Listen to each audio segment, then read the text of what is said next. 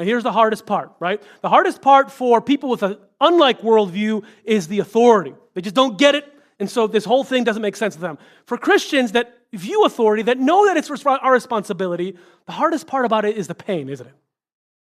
Right? Because with a rod comes pain. Again, the rod is a metaphor, and there's different ways that we could incorporate the rod, and again, we'll talk about all of this. But whichever way you incorporate it, there's going to be some pain involved. And the most straightforward way, and we'll see this again in just a second, is the corporal punishment, a spanking that a child gets. So when a parent looks at this, a parent's initial reaction is, I'm so uncomfortable with that. I love my kid. I want to do whatever I can not to make him cry. And then you're saying that the Bible tells me to make him cry? To cause him pain? Is that what you're saying? The answer is yes and no. The goal is not pain for pain itself. The goal is pain to save them from much, much greater pain. The goal is not pain as an end of itself. The goal is that we want to correct. Now, parents will say things like, but can't we correct gently? Right? Here's my child. I'm forming, and then I know that he's wayward, and then he's going to try to go back, and I'm just going to gently kind of push. I'm going to gently push. Now, there are instances. This doesn't have to happen every time. There are instances when you could gently push. But friends, in general, that heart wants that thing so bad that it's going to take that. Especially for a young heart.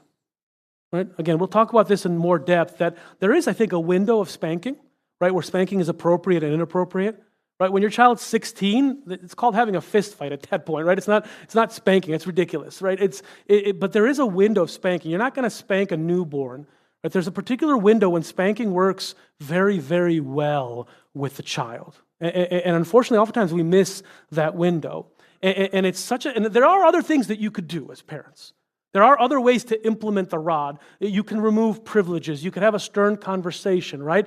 But spanking is such a good tool. That's why it is the metaphor that it is, right? That's why the rod stands above them all, is because it's so, in the child's mind, tangibly connects consequences with their actions. And that's so important because eternally, when they break the Lord's law, when they break and they sin, when there's iniquity, that consequence, friends, will be painful. It will be a place where there's weeping and gnashing of teeth. We want to associate pain with sin.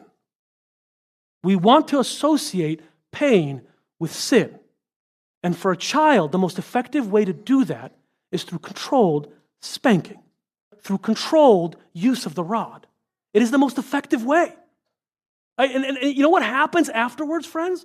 Here's the Bible's testimony of what happens afterwards. Because look back to Proverbs, that one verse, 23:13. It says, do not withhold discipline from a child. If you strike him with a rod, he will not die. Verse 14, if you strike him with a rod, you will save his soul from Sheol. You see what's being compared there? Yeah, it's going to hurt when you strike him with a rod. But you're going to save his soul from Sheol. Author of Hebrews picks up on this and says this, for the moment, all discipline seems painful rather than pleasant. Discipline is painful. The rod is painful. He says, listen, but later it yields the peaceful fruit of righteousness to those who have been trained by it. The temporary, momentary pain is not for the sake of pain itself. It's for the sake of restricting. It's for the sake of making sure. It's for the sake of not having greater pain later. See, Spurgeon puts this in such a great way. Here's what Spurgeon says. He says soft, particularly he's targeting mothers here because generally the female sex is the sex that has the most difficult time with this, right? Is more tender-hearted by God's grace. But oftentimes, the enemy could use that tender-heartedness, sisters. Watch this. He says, soft-hearted mothers rear soft-headed children. Like that. He says, they hurt them for life because they are afraid of hurting them while they're young. They hurt them for life because they are afraid of hurting them when they are young.